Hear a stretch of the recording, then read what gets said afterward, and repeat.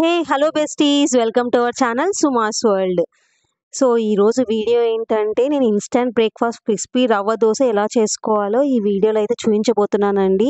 అప్పటికప్పుడు చేసుకునే రవ్వ దోశ. సో నేను చెప్పే టిప్స్ అండ్ పక్కా కొలతలని మీరు ఫాలో అయ్యి చేశారంటే క్రిస్పీ రవ్వ దోశనైతే మీరు టేస్ట్ చేయొచ్చు. బండి మీద వచ్చే రుచి అండ్ ఆ ట్రిక్స్ అండ్ టిప్స్ని మీకు ఈ వీడియోలో చెప్పబోతున్నానండి. So Pakka instant crispy rava dosa with tasty అని చెప్పొచ్చు. సో మనకైతే ఇక్కడ ఈ రవ్వ దోశ బ్యాటర్ని మనం ఆనియన్స్ మిక్స్ చేయకపోతే మనం ముందు రోజు నైటే మనం బ్యాటర్ని అయితే ప్రిపేర్ చేసుకొని ఫ్రిడ్జ్లో పెట్టుకోవచ్చు అండి. నెక్స్ట్ డే మార్నింగ్కి కూడా మనం యూస్ చేసుకోవచ్చు. సో టైం లేని వాళ్ళకి చెప్తున్నాను, ఇలా ముందు రోజు ప్రిపేర్ చేసి బ్యాటర్ని అంతా మీరు ఫ్రిడ్జ్లో పెట్టుకున్నా సేమ్ ఇదే క్రిస్పీనెస్ అండ్ ఇదే టేస్ట్నెస్ వస్తుంది. సో ఇన్స్టెంట్గా అప్పటికప్పుడు మాకు టైం ఉంది, మేము మార్నింగే చేసుకోగలుగుతాము అని చెప్పినా కూడా మీరు ఇన్స్టెంట్గా ఇంగ్రీడియంట్స్ అంతా మిక్స్ చేసుకొని అయితే చేసుకోవచ్చు. సో మీకు టేస్ట్ అండ్ క్రిస్పీనెస్లో అయితే ఎక్కడ వేరియన్స్ అయితే రాదు ముందు రోజు చేసి పెట్టుకోవడం ఇప్పుడు పెట్టుకోవడం వల్ల.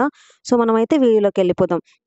సో దీనికి కావాల్సిన ఇంగ్రీడియంట్స్ వచ్చి బొంబాయి రవ్వ, బియ్య పిండి, గోధుమ పిండి, పుల్లటి పెరుగు, మరమరాలు అంటే బొరుగులను కూడా అంటారు. సో కావాల్సినంత ఉప్పు.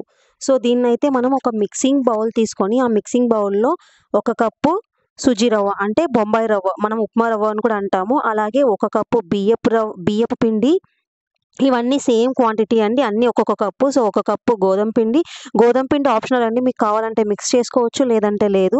సో రుచికి సరిపోయే కొంచెం సాల్ట్, ఉప్పు అండ్ పుల్లటి పెరుగు, 1 కప్పు పుల్లటి పెరుగు.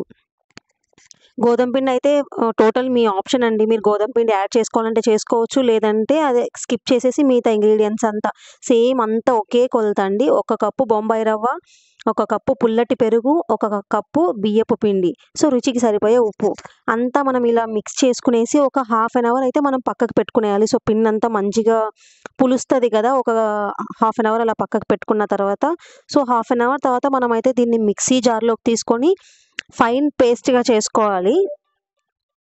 సో ఈ టైంలో మనము బొరుగులు అంటే మురుమురాలు కొంచెం వాటర్లో తడిపి నానబెట్టుకున్నవి ఈ మిక్సింగ్ జార్లో పిండితో పాటు మనం వేసుకునేయాలండి. సో ఇక్కడ చూస్తున్నారు కదా, అన్నీ మనం మిక్స్ చేసి ½ అన్ అవర్ పక్కన పెట్టుకున్న బ్యాటర్ని అయితే మనం మిక్సీలో వేసుకొని మిక్సీ పట్టుకుందాం. ఇప్పుడు మరీ ఫైన్గా కూడా చేసుకోకూడదు, రవ్వగా ఉండాలి కదా, మనం పంటికి కొంచెం లైట్గా అలా తగులుతూ అంటే బొంబాయి రవ్వ అంతా సో లైట్గా పట్టుకుంటే సరిపోతుంది మనకి మిక్సీలో బ్యాటర్ అనేది. సో చూపిస్తున్నాను కదా, ఇక్కడ మనం చూపిస్తున్న కన్సిస్టెన్సీలోకి రావాలి.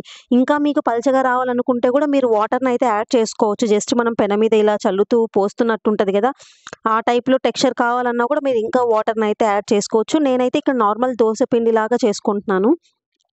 సో నేనైతే ప్యాన్ పెట్టుకునేసి ఆయిల్ అప్లై చేసుకునేసి పూస్తున్నాను. సో ఈ క్రిస్పీ రవ్వ దోశ అనేది హై ఫ్లేమ్లోనే వేసుకోవాలండి, లో ఫ్లేమ్లో పెట్టుకుంటే మనకు పర్ఫెక్ట్ క్రిస్పీనెస్ అయితే రాదు. సో చూస్తున్నారు కదా, ఈ విధంగా అయితే నేను టెక్స్చర్ పెట్టుకున్నాను బ్యాటర్ అనేది. సో మంచిగా మనం హై ఫ్లేమ్లో పెట్టుకొని ప్యాన్ హీట్ అయిన తర్వాత మనం ఇన్స్టంట్ రవ్వ దోశ బ్యాటర్ని అయితే దోశ పిండిలాగా ఇలా ప్యాన్ మీద వేసుకునేసి నేనైతే గీ యాడ్ చేసుకుంటున్నాను. సో మీకు ఇంకా క్రిస్పీనెస్ కావాలంటే ఎక్స్ట్రా బటర్ని కూడా మీరు యాడ్ చేసుకోవచ్చు. సో నేనైతే ఇక్కడ ఆనియన్స్ జస్ట్ పైన టాపప్ లాగా చేస్తున్నాను, పైన వేస్తున్నాను. కొంతమంది కలుపుకునే వాళ్ళు ఆనియన్స్, జీరా, అల్లం కూడా బ్యాటర్తో పాటు మనం మిక్స్ చేసుకోవచ్చు కట్ చేసుకునేసి. నేనైతే అలా మిక్స్ చేయకుండా దోశ వేసిన తర్వాత పెనం మీద వేసి పెడుతున్నాను. అండ్ నేను ఇక్కడ కొంచెం టేస్ట్ ఇంకా యాడ్ అవ్వడం కోసం నేనైతే చిట్లం పొడి అంటారు. సో ఎవరికైనా ఈ రెసిపీ కావాలంటే కమెంట్ సెక్షన్లో కమెంట్ చేయండి.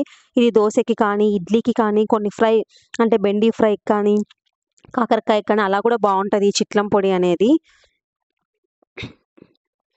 సో ఇక్కడ చూస్తున్నారు కదా, మంచిగా ఎలా క్రిస్పీగా తెలుస్తుందో మనకి.